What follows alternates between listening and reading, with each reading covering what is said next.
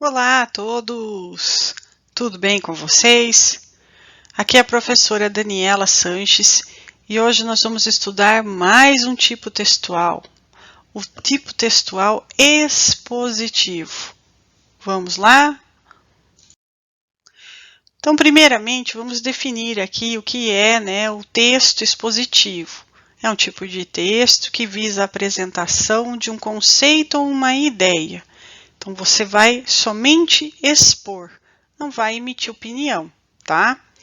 Muito comum esse tipo de texto, onde, galera? Nos seminários, né? Quando vocês vão apresentar trabalho, fazer seminário, em artigos acadêmicos, em congressos, conferências, palestras, entrevistas, etc.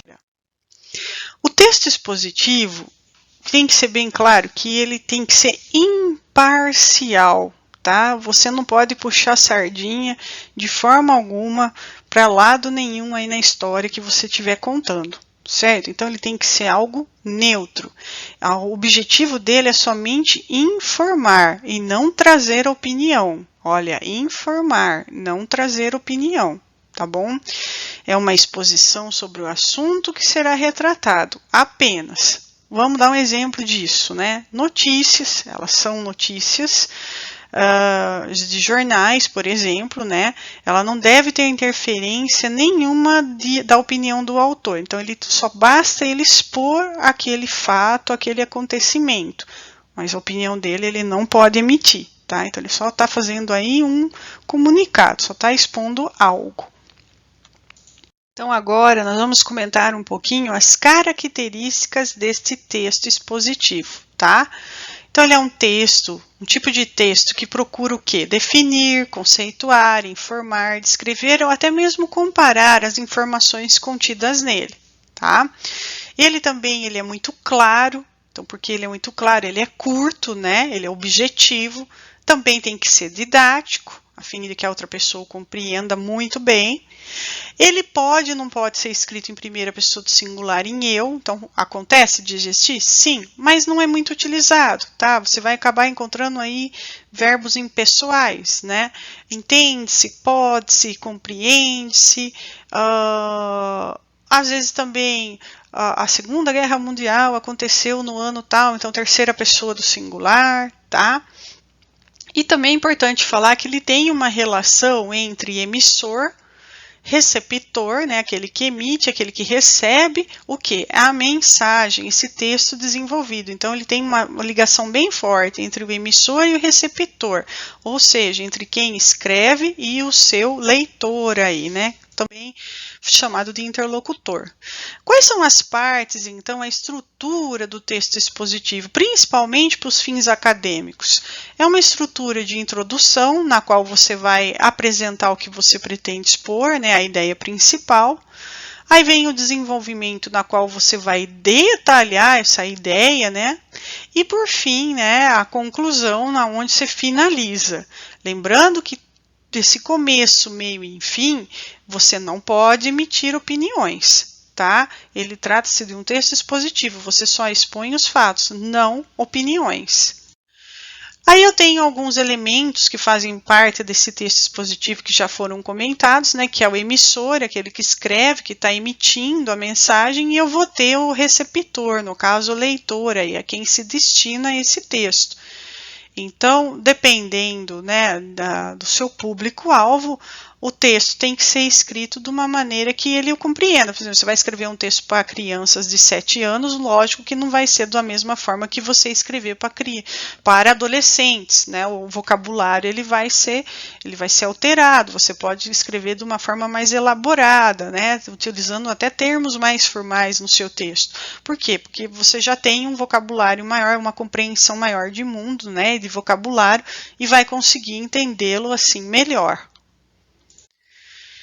Aí a gente tem os tipos de texto expositivos, digamos então, alguns gêneros textuais dele, né, que eu tenho então o expositivo argumentativo e o expositivo informativo.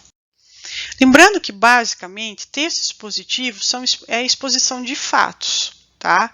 Quando eu coloco o argumentativo, eu estou tendo que colocar minha opinião aqui, certo? Isso aqui eu trabalho muito mais em textos dissertativos, porque quando você discorre, você disserta, expõe determinada ideia e argumenta a favor, né, ou contra, tá? Então aqui ele está totalmente interligado ao texto dissertativo argumentativo, isso aqui. Tá? Alguns chamam até de sinônimos.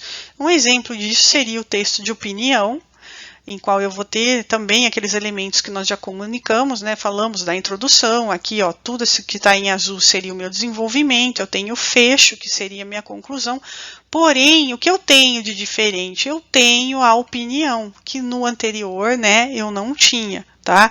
Então, não deixa de ser um texto expositivo ou dissertativo, mas argumentativo. Falou, pessoal, de argumentativo, tem que colocar a opinião. Tá? Então aqui, ó, ele introduziu o tema, né? Os jovens são atualmente os detentores do poder de decisão nas suas casas. E aí ele vem explicando este fato, né? São eles que escolhem o canal de TV, que se vê em família, são eles que escolhem os produtos no supermercado e são eles que influenciam as escolhas dos seus pais. E é aqui que reside o seu grande poder. É nos jovens que está a capacidade para mudar mentalidades, para criar um futuro e construir um mundo melhor. Numa altura em que, por exemplo, as preocupações ambientais estão em ordem do dia. Então, aqui já começou a entrar os argumentos e exemplos, ó. Por exemplo, né, preocupações ambientais estão na ordem do dia. Os jovens têm capacidade para motivar seus pais e explicar-lhes, por exemplo, a importância da separação do lixo e da reciclagem. Quero chamar a atenção do seguinte, esse texto não é de minha autoria, né? Porém, eu não escreveria, não repetiria, né, em tão curto espaço de tempo, palavras como aconteceu aqui, porque isso demonstra que você não domina muito, né, de diferentes tipos de vocabulário, e isso faz com que você se torne repetitivo, logo você acaba perdendo pontos aí em redações. Então, quais são as outras formas, sinônimos para falar como? Por exemplo, poderia estar usando a palavra como, né? Motivar os seus pais, explicar-lhes como, né, explicar-lhes a importância da separação de lixo. Nem precisava aqui dessa palavra, né? Então eu tenho que fazer um rearranjo aqui, mas procurar não repetir então um curto espaço de tempo. Sempre buscar sinônimos, nunca repetir, né, as palavras, buscar isso. E aí, então, o jovem tem esse grande poder, né, e aí ele faz o fechamento. Ó, os jovens de hoje são mesmo o futuro de amanhã. Não é um clichê. Qual é o futuro que queres para ti? Então, aqui ele reforça, né, a opinião dele, né, e fecha, jogando para você aí uma pergunta, né, para que você reflita sobre isso, tá? Aí a gente tem o texto expositivo e informativo, então eu vou expor uma ideia, mas com o objetivo de informar. Então, ó, você deverá apresentar um conceito, né, muito neutro, né, não pode ter opiniões, como já falamos, tem que ser imparcial.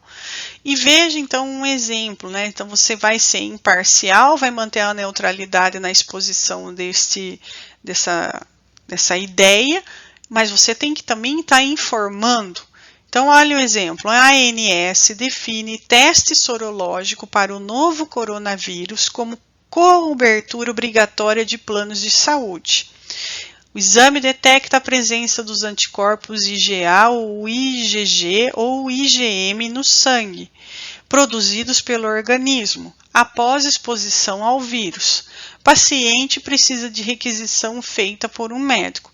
Então, ele está informando, né, que agora o plano de saúde é obrigado, né, a estar fazendo esse teste aqui, explica em quais exames, né, ele está, que pode detectar esse tipo aqui de vírus, né, e como que ele vai fazer para fazer esse exame, né, tem que ter uma requisição feita pelo médico, tá? Então, foi exposta a ideia de falar sobre o coronavírus e seus exames para para que seja esse, né, detectado, e como fazer isso, né, como ter acesso a isso. Então ele foi expositivo e ao mesmo tempo informativo.